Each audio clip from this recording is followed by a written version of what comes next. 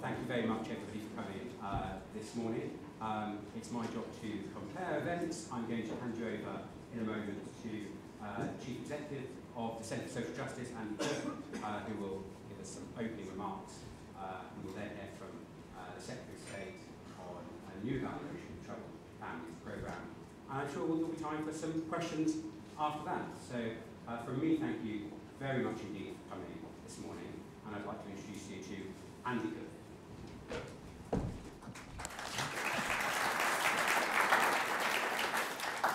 Thank you. Thanks, Frank. And welcome everyone here today by this speech by our great friend, James Brockenshire, the Secretary of State for Housing, Communities and Local Government. James, you are so welcome with us today, and we are so grateful that you are putting a much-needed focus on this critical topic. I'd also like to welcome everyone for joining us, especially those that have come from outside the Westminster bubble and braved it at this particular time. Good luck to you. And I know that includes very many members of our Charity Alliance, some small charities across the UK, and also local authorities from across the country. So you are all very welcome here. As a collective, I think it's fair to say that we have been craving this type of focus, not just because it's on the domestic, but because of the particular domestic area it is on. The Centre for Social Justice was founded on a simple principle that as important as money is, tackling poverty involves more than simply talking about the levels to which finance is distributed. If we're to release people into all the potential that they have, it means looking at the whole picture of someone's life, from education to work, from debt to addiction, and thinking how they can be strengthened in each. But for us, for all we've studied and learned, for all the miles we've travelled, listening to people and learning from those on the front lines, for all we've polled and investigated, there is no more important foundational area in this than the family, which is an area few politicians and policymakers dare to tread. And this is why, right back from our original Breakthrough Britain work in 2006, when Frank was only 12, I believe, we were early recommenders and passionate advocates for government to introduce a programme to target resources at families who have the most complex needs. The ambition to bring services together and target around families is a good one, which most of us, I think, can get behind. The reality of who to target and how to measure success, and what to call it, perhaps, is often more tricky. And it's why, to this day, despite some of the rocky ride it's had, we remain huge fans of the Troubled Families Programme. James, we are so pleased that you recognise the great potential of policy that focuses on families and wait excitedly to all you might say. It's my pleasure to introduce the Secretary of State for Housing, Communities and Local Government, the Right Honourable James Brockenshire.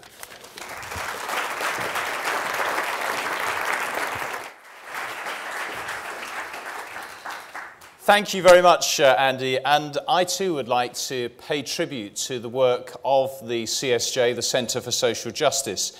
Through you and through your founder, Ian Duncan Smith, you've provided really powerful leadership on the issues of poverty and social breakdown, challenging assumptions as well as developing pragmatic, imaginative solutions, but rooted in the experiences of some of the most vulnerable people in our society. From free schools to the Modern Slavery Act, your influence, I think, has been hugely significant and very far-reaching. And there's little doubt that you've succeeded in your mission to put social justice at the heart of British politics. And as such, I am hugely grateful to you for hosting us today, and very much look forward to seeing much more of your impressive work. Now, we're obviously meeting at an important moment in our country's history as we forge a new relationship with Europe and raise our ambitions for what kind of country we want to be. A country with a strong outward-looking presence on the world stage, but also with a strong foundation of thriving communities at home.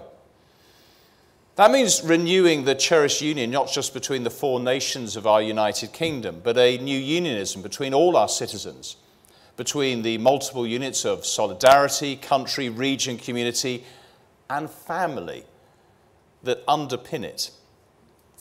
These units of solidarity, of identity and belonging, operate in many ways and on many levels. But it's clear that the most important and keenly felt of these is family. Rich or poor, it's the bedrock on which everything else is built, that teaches us the value of love and support in good times and bad, that determines our ability to form healthy relationships, our levels of resilience, how well we do at school and into adulthood, that connects us to the wider community and the world beyond. I know I speak for many when I say that my family is the most important thing in my life, and I certainly wouldn't have got through the challenges of my illness over the last year without my wife and kids by my side. That's why this government is championing families at every turn, driving down the number of households where nobody works by almost 1 million, driving up the number of good and outstanding schools, extending free childcare, helping more families onto the housing ladder through Help to Buy and by scrapping stamp duty for first-time buyers, for most first-time buyers, easing pressures on families by cutting income tax and introducing the national living wage. And let's not forget milestones like the introduction of same-sex marriage, measures to support flexible working and shared parental leave, and now proposals to introduce blame-free divorce. Important steps that help to somehow strengthen the bonds of people together, protect them in difficult times, but equally recognise some of the structures and issues that lie behind it. Now, it's important to see how we can bind that unit of family together. How, when families thrive, we all thrive. But sadly, the reverse is also true.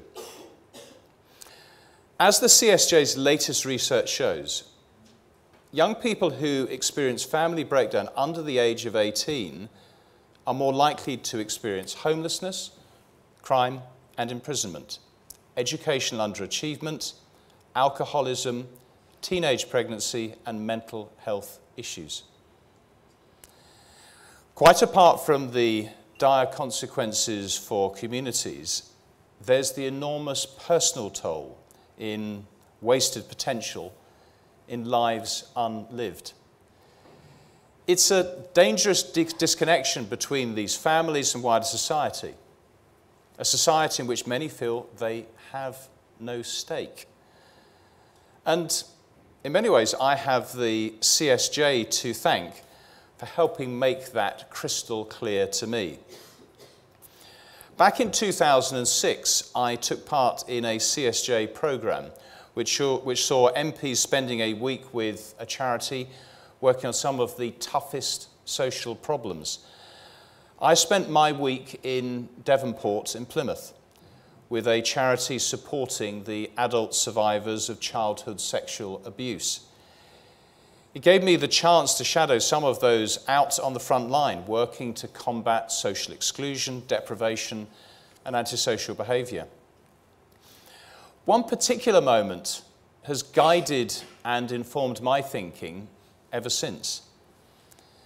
Walking through one of the rundown estates, I asked one of the social workers why the families of the truanting kids they work with didn't actively encourage their children to go to school, to improve the opportunities available and give them that step up.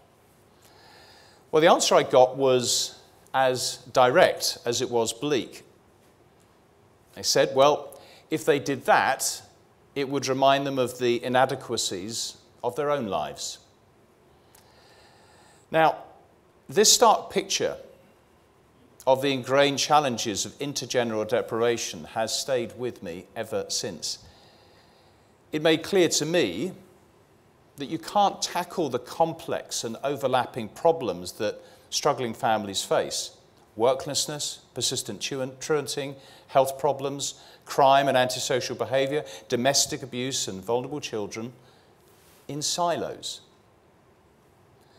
That you need to join up support and work with whole families and not just individuals to change lives. None of this is especially revolutionary. It's just common sense. And that, profoundly, is what lies at the heart of the Troubled Families programme. The results, as seen in the latest national programme evaluation, which I'm publishing today, I think speak for themselves. When compared to a similar comparison group, the programme of targeted intervention saw the number of children going into care down by a third, the number of adults going to prison down by a quarter, and juveniles in custody down by a third. 10% fewer people claiming job seekers allowance. There is, of course, more to do, but I think this is a significant achievement and a tribute to the tireless efforts of family workers, local authorities, and their many partners in our public services and the voluntary sector, and I am hugely thankful to them. What they've achieved adds up to more people back in work, often in families where unemployment was seen as the norm.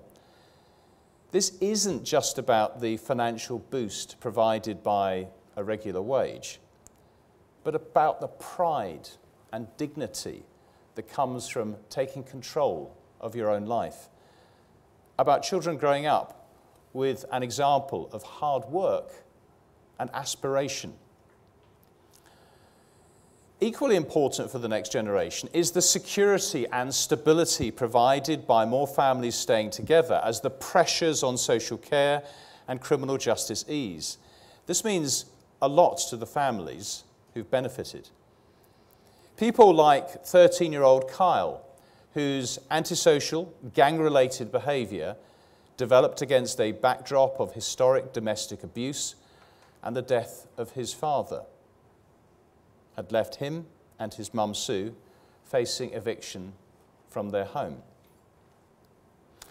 Thanks to the wraparound support organised by the programme's family worker based in the Youth Justice Service, Kyle hasn't been in trouble since. His behaviour and attendance at school has improved, and Sue now has her own support network outside the family. The programme's also made all the difference for 16-year-old Daniel and his father John. Following a difficult childhood, he developed serious problems: self-harming, threatening suicide, regularly smoking cannabis, which had left John too scared to leave him on his own, despite his desperation to get a job. Again, the family worker's intervention in organising parenting and employment support for John and counselling and specialist support for Daniel was instrumental in helping improve his mental health, encouraging him to apply to an art college, and helping John find work as a security guard. Just 2 examples. And it underlines why we must never give up on people like them and the families that this programme is designed to support. The problems they face, tangled, entrenched, with deep roots, are amongst the most challenging in our society. Before beginning the programme, over half of the families were on benefits. More than 2/5 had at least one person with a mental health issue. In 1 in 6 families, one person was dependent on non-prescription drugs or alcohol. And in over 1/5, at least one person had been affected by domestic abuse.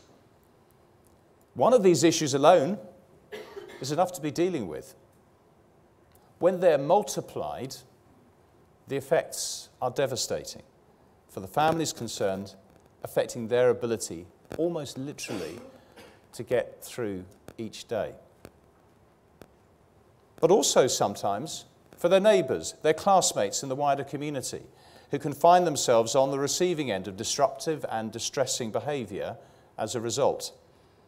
In providing support equally, we should not make excuses for behaviour which falls well short of what should be expected. As their issues have burgeoned, these families have usually found themselves becoming the passive recipients of services and becoming more isolated and alone.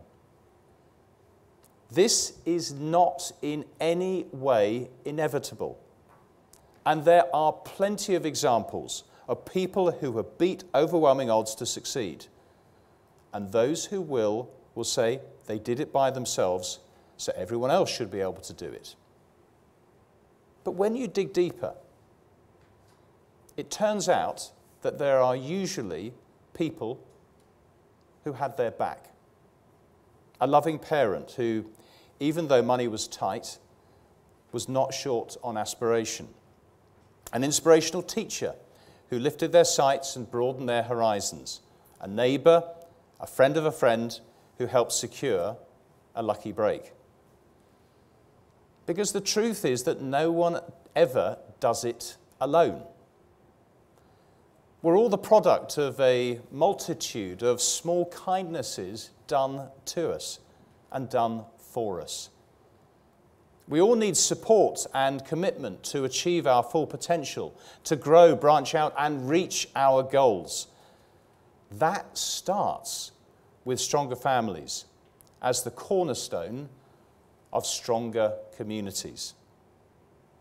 And that's the spurt that runs right through this programme. Families working together to rise together. Agencies across sectors working together to help them succeed. This represents a fundamental shift in how the state supports those who depend on it, centred not on systems and processes, but on people, and forging a common sense of purpose among all involved. For families previously used to being shunted between a host of different, often disjointed services, all with their own assessments, thresholds, appointments and approaches, the role of the family worker in particular is a huge breakthrough. Someone who builds trust and rallies everyone to agree a plan to rebuild their lives based on their ambitions, and who, then crucially, is a single, consistent point of contact, coordinating and mobilising all the necessary specialist services such as mental health or debt advice. The impact of this should not be underestimated. Problems caught early before they escalate into a crisis. People no longer having to go through the emotionally draining process of repeating and repeating and repeating their stories to multiple services. A boost in confidence, new skills and resilience as families as the extra help provided with practical issues such as parenting and household budgeting pay off. We know families value this support. This second chance to not so much transform their lives as rediscover them, to tap into their own power and agency to change them for the better. And this is the point. The programme doesn't affect this change, they do. But the benefits of the Troubled Families programme don't end there. It's changed the way people deliver services too. Many of those working on the programme have talked about silos breaking down and a marked change in culture and ways of working, with more sharing of information and discussion between partners as their eyes are opened to a fuller picture of a family's circumstances. We know that the improved use and sharing of data across agencies has also helped identify families most in need of help, help target services and track family progress more effectively, with systems increasingly picking up early indications of need, paving the way for improved commissioning of services in the future. But perhaps the biggest gain is a greater sense of solidarity among services who work with these families, who are among the hardest to help for years, but who now grasp just how much more can be achieved for them when they all come together and work together. Now, according to the evaluation, over half of Troubled Families coordinators agree all agencies have a common purpose, up from 43% the previous year. Moreover, just over 2/3 of coordinators say the programme has been effective at achieving long-term positive change in wider system reform. Now, this is really encouraging to hear. The programme is breaking new ground in developing best practice. And as with anything new, you learn as you go.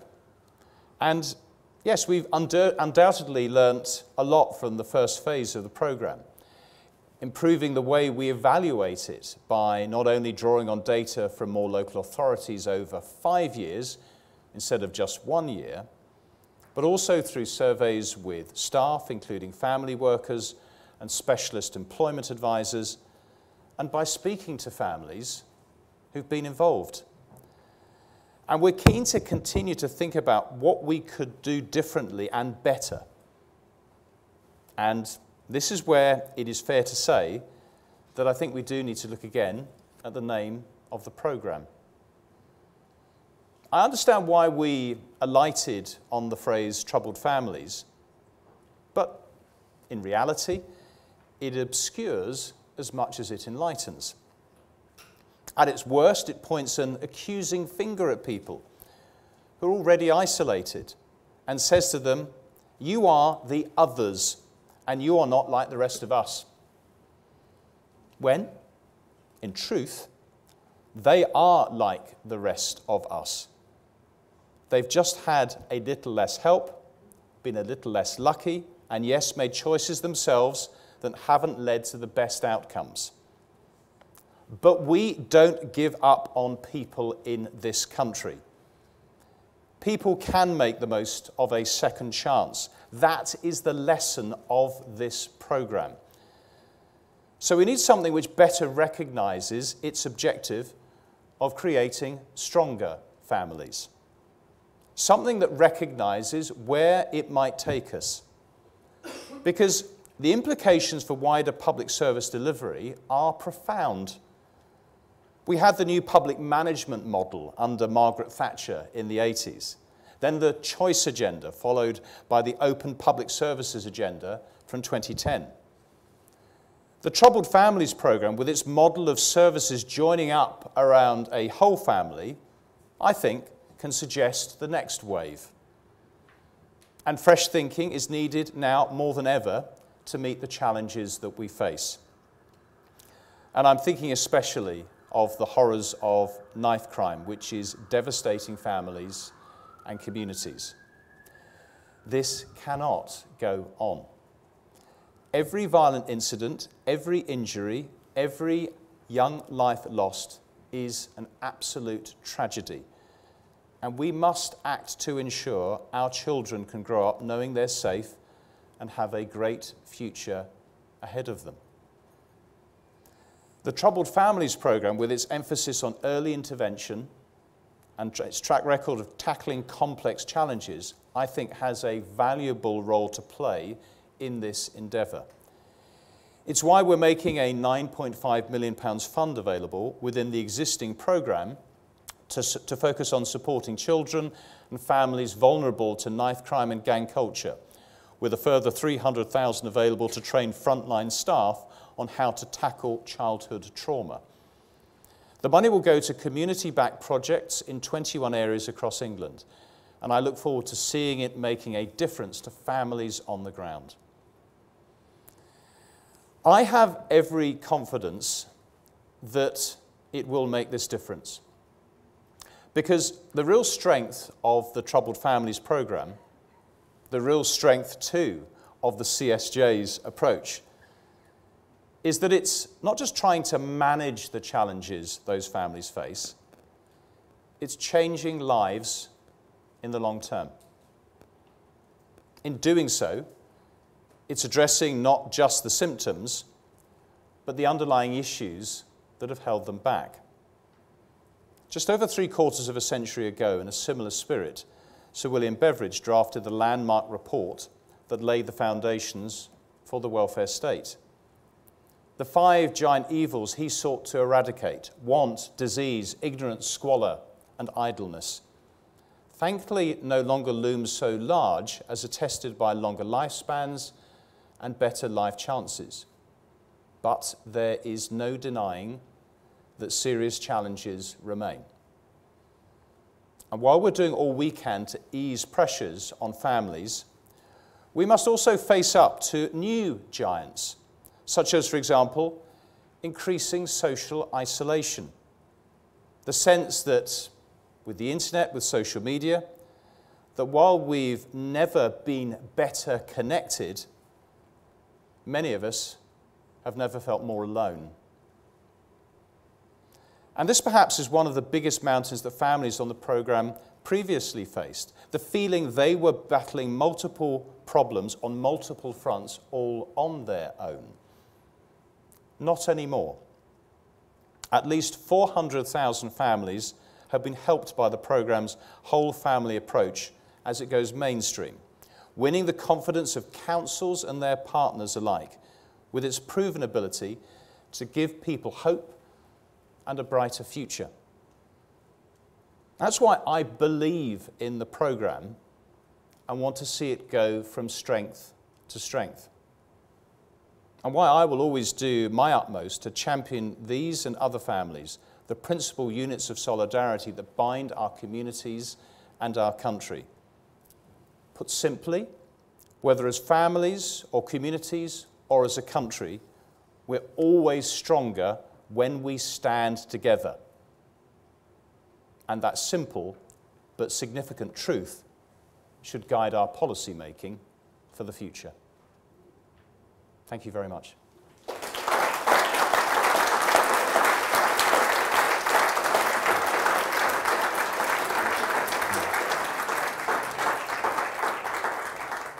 Thank you very much indeed. I think there's time for some questions. Yes. If you'd like to put your hand up, introduce yourself to the room and then ask your question. Who'd like to go first? Lynn. Carrie Herbert, founder and Carrie Herbert, founder and president of Red Balloon, a charity that recovers severely bullied children.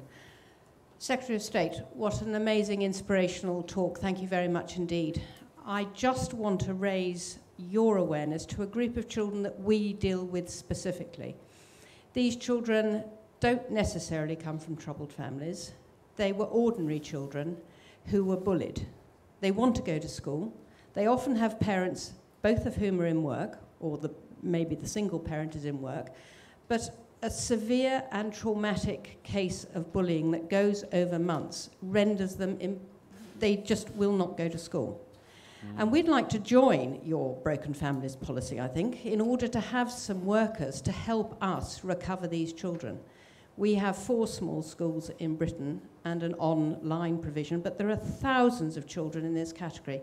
And I wondered what your views would be of us, Red Balloon, joining you in helping recover them. Well, thank you very much for the pitch, if I can put it like that. But do you know what? The point you make is a very, very serious one, and something that has concerned me, not just as a parent, as a politician, a policy maker in that way, is that sense of bullying doesn't leave you when you go home. I think that's been perhaps one of there's so many great aspects of our online world and the internet, but that's been, I think, one of the most challenging, the pressures that it applies to young people growing up trying to find their way, but the way in which bullies can then perpetuate, can continue that appalling behaviour when someone's left the school gates by continuing to maintain that intimidation when they're still at home. And the saddens me enormously as to the impact, some of the mental health issues that I think you rightly fasten upon here, and what that then means for the opportunities, the chance for that young person to fulfill their ambitions, to fulfill their goals. And why I think that we must continue to redouble our efforts on challenging bullying, and the schools, I know from my own experiences, do some great work. But where it occurs, the impact on a young person can be profound, and then what that means for the family unit as a whole. So, I would certainly be interested as we look to perhaps the next phase of the programme. We obviously are now looking to a spending review and beyond as to how we ensure that we continue to learn, that we continue to apply the lessons of what we have seen. And again, how best we join up this work across government as well. I've spoken about the joining up at the very local level with councils and those who are providing services out on the front line, how they have really gained the benefit of this. But equally, and it's why I spoke, I suppose, more generally on this sort of macro level, and what we may be able to learn from that in the context of some of our broader policy making and what we do as central government. So it sounds as if there's a conversation to be had. Thank you. We've got a group of questions over this side. We'll go to the lady in the second row, and then we'll go to, I think it's Francis as well, towards the back. My name is Kamini Gadhok. I'm Chief Executive at the Royal College of Speech and Language Therapists, and actually want to build on what you've just been talking about, which is, I think, great to hear about the importance and recognition of being holistic and thinking about the whole needs of a family and the professionals who are around them. And you mentioned working across government, so speech and language therapists historically working within health. Yes. We know that from research that the majority of families in your programme have significant speech, language and communication needs. In some areas, upwards of 90% of the children have previously unidentified communication problems, which clearly has impacted on them and will continue to impact unless their needs are both identified and then met. So I guess the question is, how do we look at areas where there is good practice, such as No Wrong Door in Yorkshire, and see how we can use that to build on the learning elsewhere? And as you mentioned, work with other government departments as a way of raising it. I was talking to an official earlier to say that in the NHS plan, there happens to be a mention of children, but it's very light. So I think it's really critical that we do something together. Thank you. Thank you. Right. I'll take that. It's by the way, I think I did see your tweet this morning, so that was helpful forewarning of the importance that you highlight with some of the statistics in relation to speech and language, and equally the broader issue on language as well. How we can see social isolation as a consequence of people not having strong English language skills. And that sort of is, I think, in parallel as well as to the points you rightly make. It's interesting because it sort of demonstrates to me the sort of join up between different parts of our sort of policy making agenda. So, for example, we have our integrated communities strategy and therefore how we're looking at building stronger communities. But as I say, the bedrock of a strong community is strong family units that sit within it. And so, I am quite sure that, as I say, having those key workers, those champions working with families, are better able now to assess what needs people have. And also joining up the dots on policy making.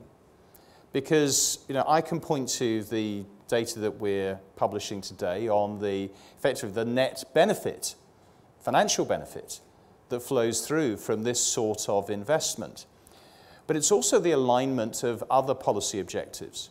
So, for example, you may have issues of deprivation and social exclusion, and how understanding how helping in this context equally achieves those broader, those other policy objectives too. And it does come back to this point of how we join up government to learn the experiences that we've seen, I think, through this programme, and how we can better align some of those objectives. Because if you do that, then all of a sudden that then can unlock other service provision and people recognising that the group of people, group within communities that a policy agenda may be intended to meet and needs to reach can actually be advanced through this mechanism, through this method. So I think what you're again flagging up is that need for recognition of the different social policy objectives that we have, and how, because Troubled Families joins all of this together, it I think shines a light on it, but also by having that champion at the centre working with the families, it's better able to ensure that the type of provision that you're talking about is actually made available and can solve a number of the broader outcomes and objectives that the programme has at its heart. I think we've got Lord Listowel, and then we'll come over to the left-hand side. Thank you. Thank you, Secretary of State. As Vice Chair, Treasurer of the All-Party Parliamentary Group for Children, Vice-chaired by Timothy Loughton MP, the former Children's Minister, working on 2 reports in recent years on children's services, we have found, regrettably, that early intervention has been hollowed out within many, many local authorities. We have also heard evidence that Troubled Families Initiative has been a crucial support through this very, very difficult time. Can you give some indication? Are you optimistic that the Troubled Families Initiative will be funded past 2020? Are you optimistic that more money will be found to fund children's services in local authorities so every child has the best start possible? District Judge Nick Crichton had his memorial service last year. He founded the FDACS. It's the ambition of the President of the Family Court that all areas should have access to family drug and alcohol courts. Have you had a chance to visit a family drug and alcohol court? Will you try to sustain his excellent work, which has been supported by successive governments, or Conservative governments? Well, I think it's interesting on that last point. It does actually sort of take me back almost full circle to some of the policy work and policy thinking that I was doing in opposition before 2010, and getting out to see some of the community justice, some of that integration that I know joining up of services is so important and so powerful. Your question to me was about that sense of, well, how confident are you now? And the things I've spoken about. Well, actually, in part, the evaluation makes me confident, because it demonstrates very clearly tangible outcomes.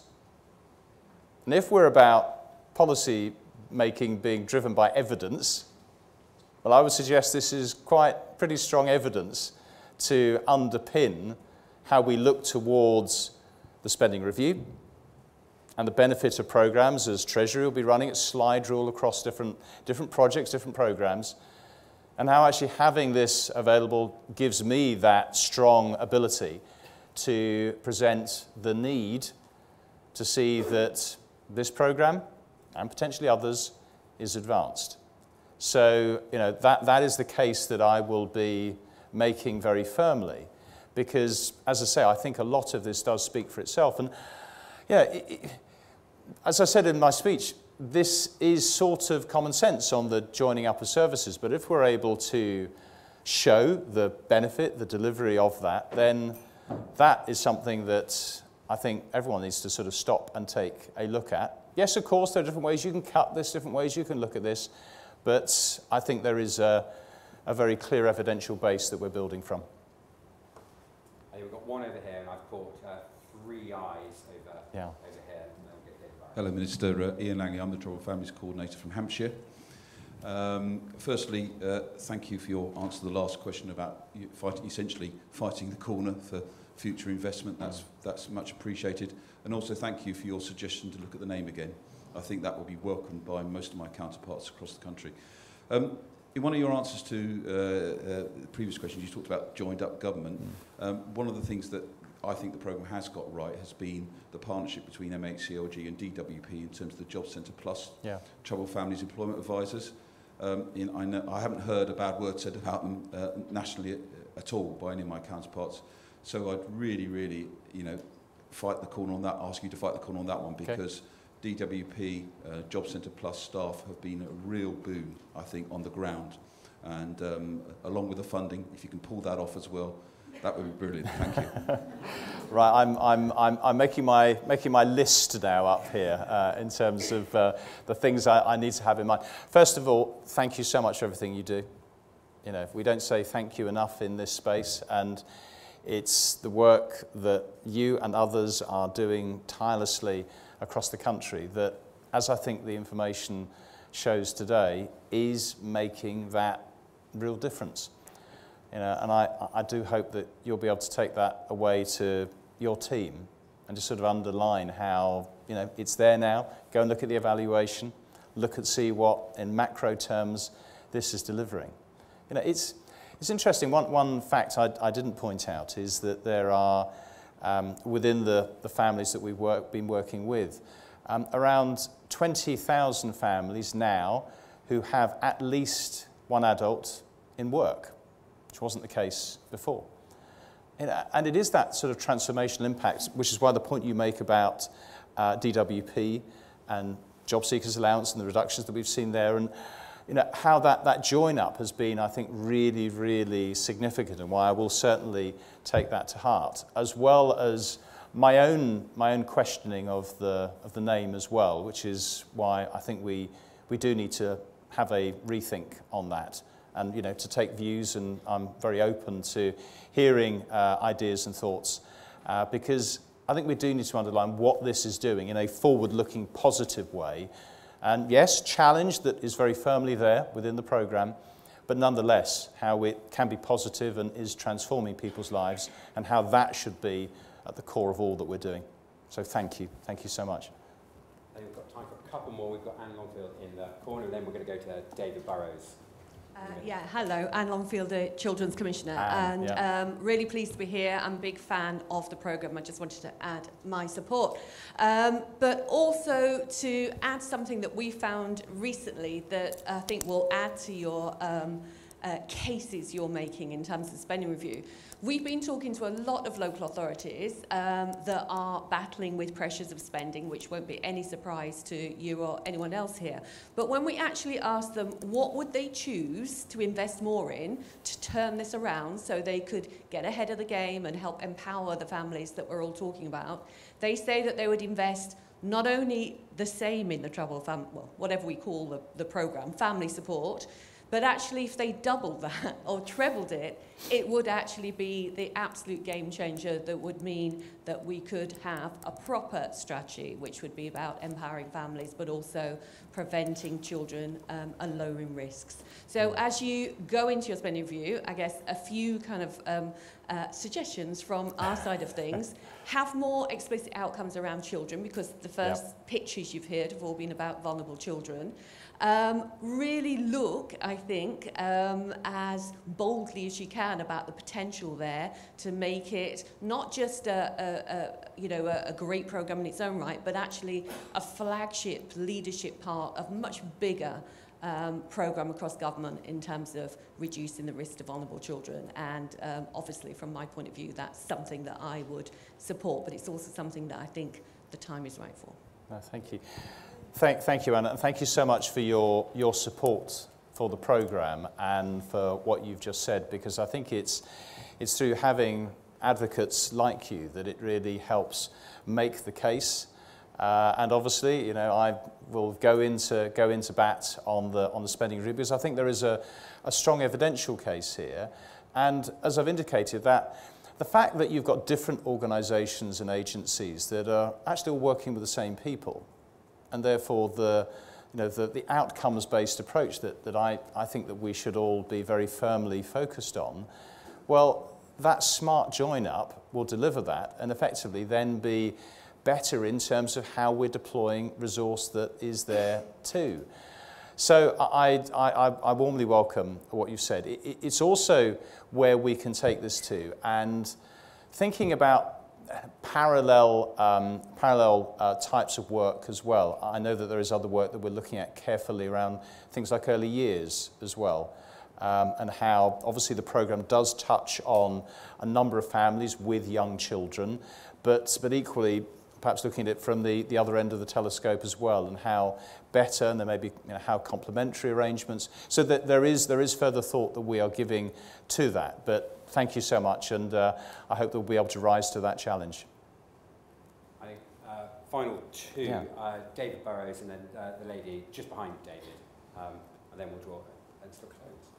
David Burrows, Strengthening Families Manifesto. Thank you very much, James, for a fantastic speech, which needs to be echoed across government. Can I encourage the government to fully get on board a method of delivery seeking to answer the questions around joined-up services, no wrong front door, whole families, that has also been championed by ourselves and the Centre for Social Justice, which is family hubs. Indeed, it's the light has been shone in Westminster, where we are here, and across the country, seeking to do just as you have outlined, and using the earned autonomy in relation to funding from the Troubled Families Programme to deliver family hubs, 0 to 19 offering, and really doing what you are encouraging. And can I encourage you to particularly support that alongside the Department for Education as they use their $8.5 million to look at method of delivery, ensuring that we have that joined up approach, not just as is happening through Troubled Families Programmes, but also joined up in government as well. Yeah. Thank you, David, and it's great to see you here as well, because I know you've been such a champion and an advocate for these issues over so many, many years through the CSJ and more broadly. So thank you for the continued intellectual challenge that you continue to bring to this really significant area of our policy. I think that there is that chance now as we look at the evaluation, as we look towards what the next steps may be, and what else is there? How we do things better, how we look at ways in which you can create that stronger join-up between services at a local level, but also how that alignment of national policy can help to support that. And I know, of course, that family hubs is one of those themes and one of those ideas. And profoundly, I am having discussion, conversation across government with others who equally share a similar passion on how we ensure that services are well delivered and give the sort of outcomes that we would all want them to do. So thank you for championing the family hubs model. I am looking at these arrangements with others. Obviously, I own some bit of the policy landscape, others own other bits of the policy landscape. But again, if we've learned anything from this evaluation, it is through that strength of join up that we create truly transformative services that are not based in silos, but are looking horizontally as to the impact that they're making, and how I think that the evaluation report tells that story so powerfully, and how we need to learn from that and act upon it. Thank you. I think we've got one final question then. Thank you very much. Yes, I'm Jenny Earle. I work for the Prison Reform Trust. I lead the programme there to reduce women's imprisonment, and I really welcome the findings of the Troubled Families evaluation. It doesn't specify how many women were not sent to prison as a result of interventions. Very happy to see that there was a reduction in adult imprisonment as a result of the interventions. Your focus obviously on early intervention and wraparound support is really consistent with the kind of support that women at risk of imprisonment need. The children of imprisoned mothers are one of the most invisible groups, I think, in our society. And the Troubled Families Programme got a special mention in terms of its the scope it might provide for providing that support in the government's female offender strategy published last June. And I just wondered if you had a date in the diary to meet with the Minister Edward Argar, who chairs the advisory board on female offenders, to discuss the learnings and to discuss specifically the need for funding, support and resourcing of specialist women's centres that have been proven to provide very effective support to women in contact with the criminal justice system whose children will be adversely affected if they are imprisoned. So, yeah, I look forward to being in further contact with you about all these issues, because, of course, there are also massive housing issues which are within your domain around the number of women and men who are discharged to homelessness and therefore at huge risk of reoffending. So I welcome your commitment to joined up government around all these issues and look forward, to progress on that front. Well, thank you for raising the issue of the custodial estate, and obviously I highlighted some of the clear benefits that have been shown through the programme in reductions of those going to prison or to youth offenders institutions, which is hugely significant for actually the very reasons that you make on the connection between parents and their kids.